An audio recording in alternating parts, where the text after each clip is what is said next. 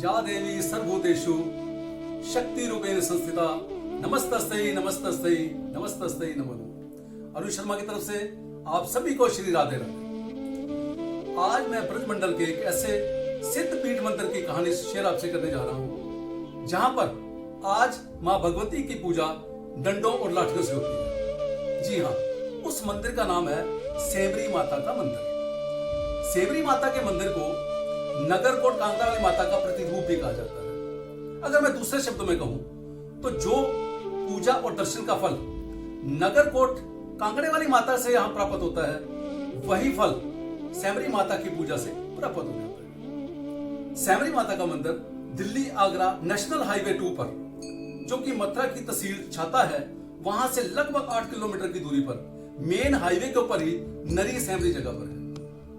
आज की वीडियो में मैं आपको बताऊंगा कि यहां पर एक चादर आरती होती है। वो चादर आरती है क्या, उसको कौन करता है और कब करता है। तीसरा, यहां पर मुख्यतः जो माता सेवरी जी की मूर्ति है वो थोड़ा सा तिरछी है, लेकिन साल में एक दिन उनकी गर्दन सीधी हो जाती है। वीडियो के अंत तक बने रहिए, बहुत इंटरेस्टिंग स्टोरी है। और यदि आपको अच्छी लगे तो प्लीज को लाइक जरूर करना, शेयर करना, कमेंट्स करना और मेरे चैनल को सब्सक्राइब जरूर कीजिए। किंवदंतियों के अनुसार आज से लगभग 800 वर्ष पूर्व एक धांधु सेठ नाम का भगत आगरा के अंदर रहा करता था। वो मां कांगड़े वाली का परम उपासक था, हमेशा मां भगवती की आराधना किया करता था। एक बार उनके पुत्र की शादी थी, तब उसने मन में निश्चय किया कि मैं नगरकोट कांगड़ा में जाऊंगा और मां भगवती से आराधना करके उनको अपने आगरा में देखा। तो वो भगत नगरकोट कांगड़ा में गया, वहां पर जाकर मां की आराधना की। मां का सच्चा भगत था, सच्ची भक्ति उसने मां को प्रसन्न किया। तब मां कांगड़ा वाली प्रसन्न हुई और मां ने कहा कि धांधु भगत वरदान मांगो, तुम मेरे से क्या चाहते हो।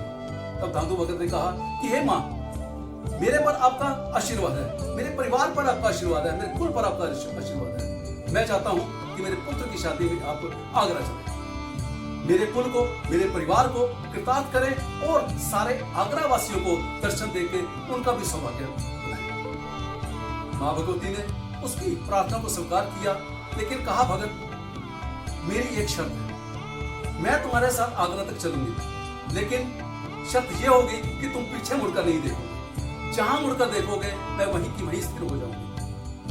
तब धांधु भगत ने उस बात को मान लिया। तब मां भगवती कांगड़ा में जो नगरकोट स्थान है, नगरकोट से माता चलना शुरू हुई। कहते हैं कि जिस समय ब्रजमंडल के अंदर आई, उस समय जहां की चाहे ब्रजरज कह दो, क्योंकि यमुना का फैलाव उस समय काफी था, या यूं कहो कि रेत ज्यादा थी। कारण कोई भी रहा हो, उस समय धांधु भगत को जो मां की पायलों की आवाज है वो आनी बंद हो। धांधु भगत ने सोचा कि मां की पायलों की आवाज नहीं मेरे को आ रही, शायद मां पीछे रहे। ये उसने सोचते हुए जो मां ने उसको वरदान दिया था कि पीछे मुड़ के नहीं देखना, उसने वहां गलती कर ली और पीछे मुड़ के देख लिया। अब देखा तो मां भगवती वही मां कांगड़े वाली वहीं पर खड़ी थी और उसी समय मां वहीं पर विराजमान। अब धांधु भगत ने कहा कि मां चलिए। अब माता ने कहा कि धांधु भगत, तुम याद करो जो मैंने तुमसे शर्त रखी थी कि जहां तुम मेरे को पीछे देख लोगे मैं वहीं के वहीं स्थिर हो जाऊंगी, अब मैं इसके आगे नहीं चल सकता। तब धांधु भगत ने कहा कि बहुत प्रार्थना की, बहुत रिक्वेस्ट की, लेकिन मां वहीं की वहीं स्थिर हो गई।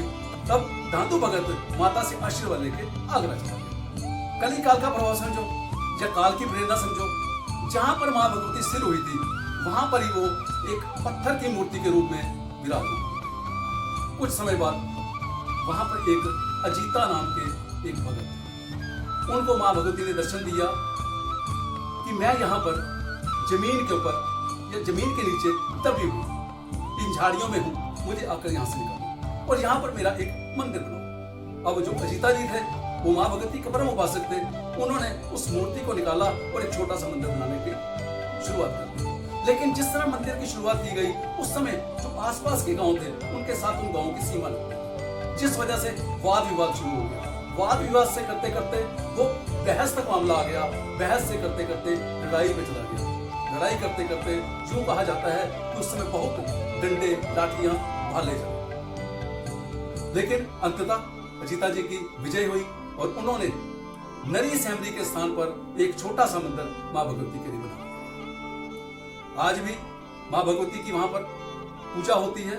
और जो धांधु भगत आगरा चला गया था, जिस समय वो अपने शरीर छोड़ गया, आज भी उसकी समाधि नरी सैमरी में माता के मंदिर के परिसर में ही बनाई गई है। और जो धांधु के वंशज हैं, वो चैत्र मास के तीसरे नवरात्रे वाले दिन आकर यहाँ पर पूजा आराधना करते हैं और मां भगवती की एक जोत जलाई जाती है।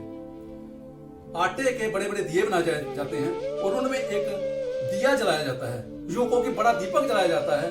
और उन्हीं के वंशज चारों तरफ से जो कॉटन शीट होती है, यानी कि चद्दर, उन चद्दरों को पकड़ लेते हैं और नीचे से आग से ऐसे दिखाते हैं। लेकिन मां भगवती की ऐसी कृपा होती है कि वो जो आग है या वो जोत है, उससे वो चद्दर नहीं जलती और जो जोत है उस चद्दर को पार करके ऊपर निकल जाती है।